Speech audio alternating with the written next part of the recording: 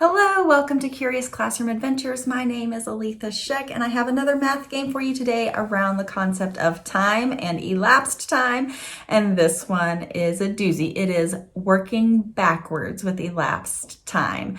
So we need a lot of practice. Good thing that we've got a game to help us have a little fun while we practice. This one's called Back in Time. Here we go. To play this game, you're going to need a partner. You're going to need a recording sheet where you and your partner can both keep track of your math, and then you'll need one regular die, and you'll need the playing cards where you've taken out the, we're going to take out the tens too.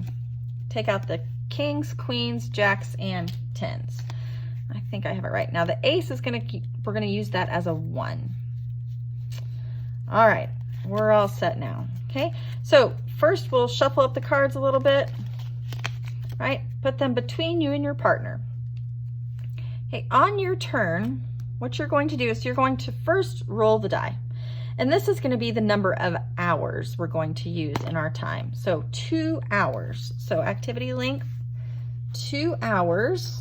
Okay, and we're going to use the cards to help us figure out how many minutes. We're going to draw a card and multiply it by 5. 5 times 5 is 25. So whatever we're doing is going to last 2 hours and 25 minutes. Now, since we're working backward for time, right? That's the real math we have to do. Let's start thinking. All right, we're working backwards. So let's do a little math here. If we have 155, right? And let's work backwards 25. So we're going to subtract 25. So 155 minus 25, I might want a little scrap paper here.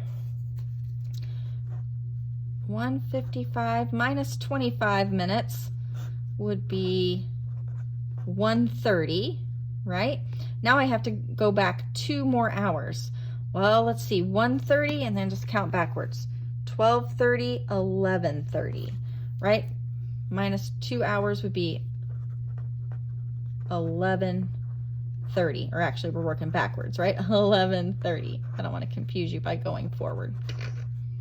Okay, so I'm going to put my start time as 11:30. All right, now my partner's going to go. They're going to do the same thing. Roll the dice. Their activity is going to last 5 hours. Okay, they will draw a card. 6 times 5 is 30. So their activity is 5.5 hours. I hope they were doing something really fun for 5.5 hours, right? So let's start with the minutes. 55 minus 30. So we're at 155 minus 30 minutes. Let's see, 5:25. So they started at something 25, and then they're going to count back 5 hours, right? So 1, counting backwards, 12, 11, 10, 9, 8. They started at 8:25.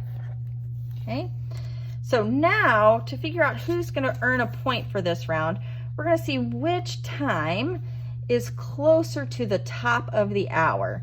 Well, 11:30, that's as far away from the top of the hour as we could possibly be. We're 30 minutes away from the top of the hour. Our partner's only 25 minutes away from the top of the hour, so they are going to get a point for that round. Let's play another round. First, roll the dice. 4 hours. And this time we got a 1.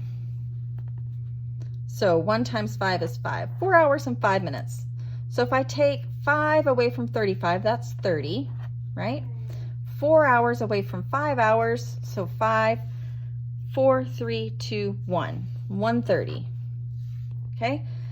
We have 30 again. We're probably not going to win points on this one either, are we? All right, our partner got 40.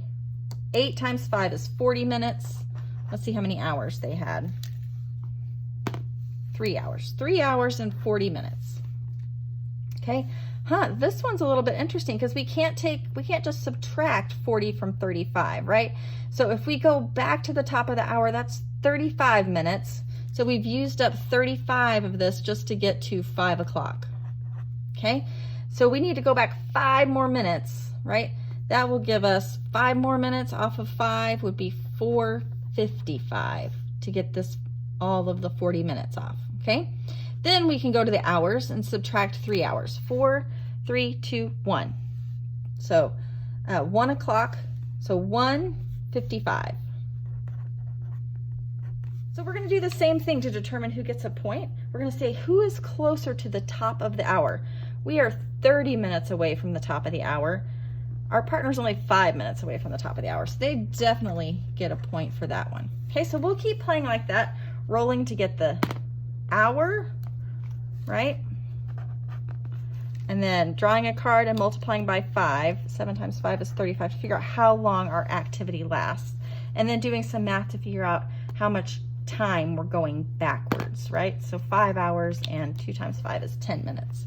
5 hours and 10 minutes. Okay, we'll just keep going like that to determine the start time for each activity and then which one is closest to the hour. That's the point. Whoever has the most points at the end of game time or whenever you fill your whole recording sheet is the winner of this game. Have fun.